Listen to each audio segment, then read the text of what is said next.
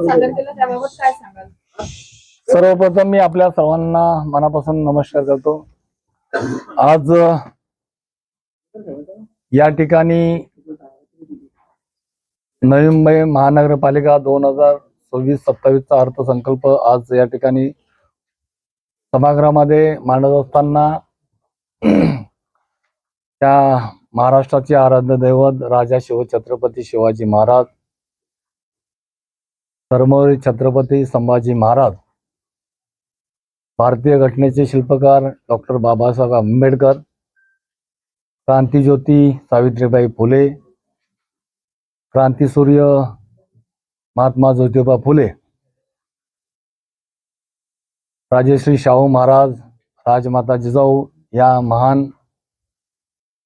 नेत्यांना वंदन करून, महामानवांना वंदन करून या ठिकाणी खऱ्या अर्थाने आज अतिशय स्थायी समितीचे सभापती म्हणून या सभागृहामध्ये अर्थसंकल्प सादर करत असताना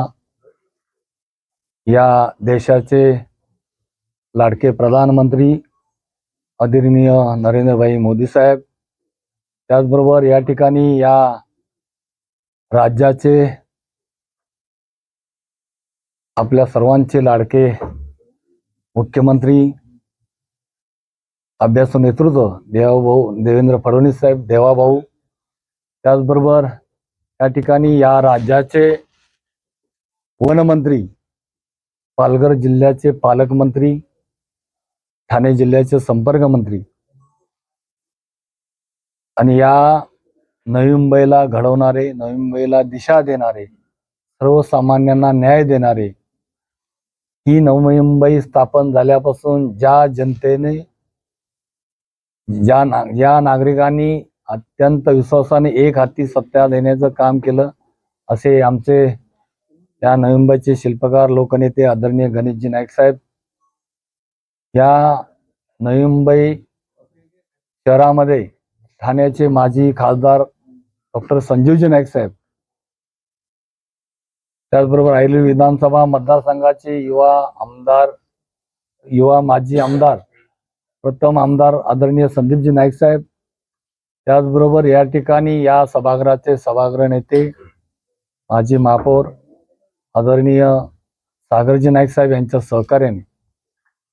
हा 2026-27 चा अर्थसंकल्प सादर करताना मला अतिशय या ठिकाणी खऱ्या अर्थाने आनंद होतोय। एक शेतकरी कुटुंबातील मुलगा या ठिकाणी या नवी मुंबई शहराचा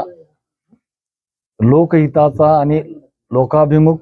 अर्थसंकल्प सादर करत असताना तळागाळातील सर्वसामान्यांना न्याय देणारा हा अर्थसंकल्प आज या ठिकाणी आम्ही सादर केलेला आहे। हा सादर करत असताना खरं पाहिलं तर या ठिकाणी प्रामुख्याने अनेक महत्त्वपूर्ण असे लोकहिताचे, सर्वसामान्यांना न्याय देणारे या ठिकाणी आपण प्रकल्प हाती घेतलेले आहेत। आणि या अर्थसंकल्पामध्ये महत्त्वाचं म्हणजे या नवी मुंबई शहरामध्ये आदरणीय गणेशजी नाईक साहेबांनी या नवी मुंबई महानगरपालिकेच्या निवडणुकीमध्ये ज्या पद्धतीनं गेली अनेक वर्ष 25 वर्ष टॅक्स आणि कर वाढला नाही, त्याच धर्तीवरती यावेळेलाही या नवी मुंबई महापालिकेच्या निवडणुकीमध्ये जो जनतेला, सर्वसामान्य नागरिकांना दिलेला शब्द, कुठल्याही प्रकारे रहिवाशांचा कर वाढणार नाही, याबाबत आपण नक्कीच मोठ्या प्रमाणामध्ये कुठली कर न वाढ करता हा आपण अर्थसंकल्प सादर केलेला आहे। त्याचबरोबर या नवी मुंबई शहरामध्ये गेली अनेक वर्ष जो महत्त्वाचा या ठिकाणी निर्णय होता, जी ठोक मानधनावरती काम करणारे जे कर्मचारी होते त्यांना कायम करण्याकरता आदरणीय गणेशजी नाईक साहेबांच्या आशीर्वादाने या ठिकाणी तो देखील निर्णय महत्त्वपूर्ण आपण या ठिकाणी घेतलेला आहे। जे कंत्राटी कामगार आहेत त्या सर्व कंत्राटी कामगारांचं नवी मुंबई शहरामध्ये जे काम करतायत या नवी मुंबई महापालिकेमध्ये त्यांचं अधिक या ठिकाणी सहकार्य मिळते। अशा सर्व कंत्राटी कामगार कर्मचाऱ्यांना, मग त्याच्यामध्ये अशा काही बऱ्याच सर्व साफसफाई कर्मचाऱ्यापासून सर्व कर्मचारी त्यांचाही पगार आपण या ठिकाणी वाढवण्यामध्ये निर्णय घेतलेला आहे. त्याचबरोबर या ठिकाणी आपल्याला माहित आहे एक नवीन या ठिकाणी जे आपण पुढील भविष्यामध्ये वाढती लोकसंख्या लक्षात घेता या ठिकाणी आपण पातळगंगा पोशीर धरणातून आपण त्याची सुद्धा पुढील वाढती लोकसंख्या लक्षात घेता आपण ते देखील धरणाच्या माध्यमातून आपल्या या नवी मुंबई शहरासाठी पाण्याचा कुठल्याही प्रकारे तुटवडा होणार नाही याची सुद्धा काळजी या बजेटमध्ये आपण घेतलेली आहे. आपल्याला अनेक असे लोकहिताचे प्रकल्प आपण याच्यामध्ये घेतलेले आहेत. त्यामध्ये विशेषतः आपण प्रक्षेपाधिकरण असो, या नवी मुंबई शहरामध्ये प्रक्षेपाधिकरणाच्या माध्यमातून, पर्यावरणाच्या माध्यमातून, त्याचबरोबर या परिवहन सेवेच्या बाबतीमध्ये सुद्धा अनेक महत्त्वपूर्ण आपण या ठिकाणी निर्णय घेतलेले आहेत. आपण 150 नवीन बसेस घेतोय, 100 बसेसचं आपण नियोजन केलेलं आहे आणि या शहरातील अगदी सर्वसामान्य जनतेला या ठिकाणी न्याय देण्याचं काम आपण या ठिकाणी केलेलं आहे. विशेषतः आपण पाहताय याच्यामध्ये आपण जे नवी मुंबईमधले धरण तलाव आहेत म्हणजे होल्डिंग पॉइंट आहेत, त्या सर्व होल्डिंग पॉइंटची सुद्धा आपण या ठिकाणी चांगल्या धर्तीवरती आपण त्याचं सुद्धा नियोजन या ठिकाणी केलेलं आहे. त्याचबरोबर घनसोलीमध्ये आपण मोठ्या प्रमाणामध्ये चांगल्या पद्धतीनं दर्जेदार असं क्रीडा संकुल देखील या माध्यमातून आपण या बजेटमध्ये घेतलेलं आहे. नवी मुंबई शहरामध्ये या माझ्या सर्व रहिवासी बंधू भगिनींना, तळागाळातील सर्वसामान्य नागरिकांना आदरणीय गणेशजी नाईक साहेबांचं नेहमी सातत्यानं या नवी मुंबई महापालिकेमध्ये प्रत्येक गोष्टीमध्ये जास्त भर दिला असेल तर आपण तो सगळ्यात अति महत्वाचा म्हणजे आरोग्याच्या सेवेच्या दृष्टिकोनातून दिलेला आहे. त्यामुळं आरोग्याच्या बाबतीमध्ये सुद्धा आपण अनेक सुधारणा करून आरोग्याची अधिक सुविधा चांगल्या पद्धतीने कशा पद्धतीने देता येईल त्यामध्ये सुद्धा सुधारणा केलेली आहे. यामध्ये प्रामुख्यानं मी एक तर आपल्याला सांगेन की बर्नचं आपण डिपार्टमेंट सुद्धा आपण या नवी मुंबई शहरामध्ये आपण ते एक मोठं महत्त्वपूर्ण आपण हा निर्णय घेतलेला आहे की जेणेकरून त्या बर्न्स असणाऱ्या सर्व पेशंटना त्याचा तो एक लाभ घेता येईल. त्याचबरोबर ETC केंद्राचा सुद्धा दिव्यांग मुलांकरता आपण तो देखील मोठा अतिशय महत्त्वपूर्ण असा हा आपण या ठिकाणी निर्णय घेतलेला आहे. त्यामुळं सगळ्यात जास्त अति महत्वाचा बी या नवी मुंबई शहरामधील सर्वसामान्य गोरगरिबांच्या विद्यार्थ्यांकरता एक चांगलं दर्जेदार शिक्षण मिळावं,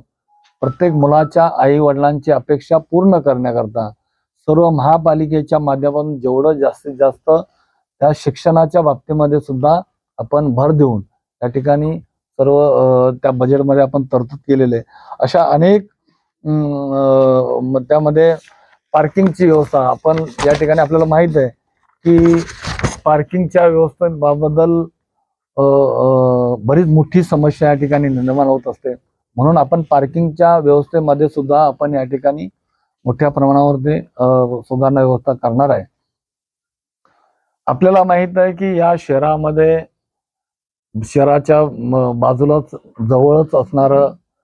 जे एअरपोर्ट आहे, विमानतळ आहे, त्या धरती म्हणजे ती आपल्या बाब लक्षात घेता मोठ्या प्रमाणामध्ये या नवी मुंबई शहरामध्ये ट्रॅफिकची समस्या फार मोठ्या प्रमाणात होत असते, विशेषतः पाम बीच मार्गावरती होत असते. तर त्यामुळं फ्री सिग्नल करण्याचं देखील आपण या बजेटमध्ये आपण तरतूद करून घेतलेले आहे. त्याचबरोबर नर्सिंग कॉलेज असो, या शहरामधील सर्व लोकप्रतिनिधींकरता एक मोठा निधी, प्रभाग निधी म्हणून आपण त्याची सुद्धा या ठिकाणी या शहरातील तात्काळ लोकप्रतिनिधींना त्यांच्या वार्डमधील असणाऱ्या सर्व छोट्या मोठ्या अडचणींना तात्काळ उपाययोजना म्हणून एक प्रभाग निधीचं मोठं त्या ठिकाणी नियोजन करून आपण त्या बजेटमध्ये तरतूद केलेली आहे. अशा अनेक काही गोष्टींचे आपण या सर्व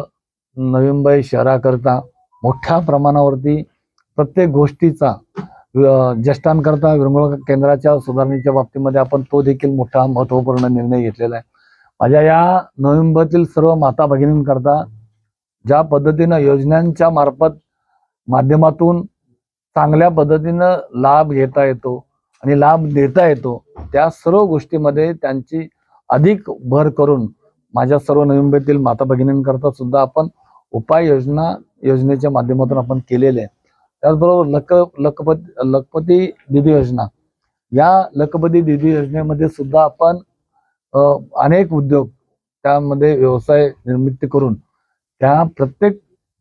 गरजू महिलांना त्या माध्यमातून एक रोजगार व्यवस्था तयार करण्याचं काम देखील आपण या ठिकाणी घेतलेलं आहे. आणि अशा सर्व या शहराच्या दृष्टिकोनातून अधिक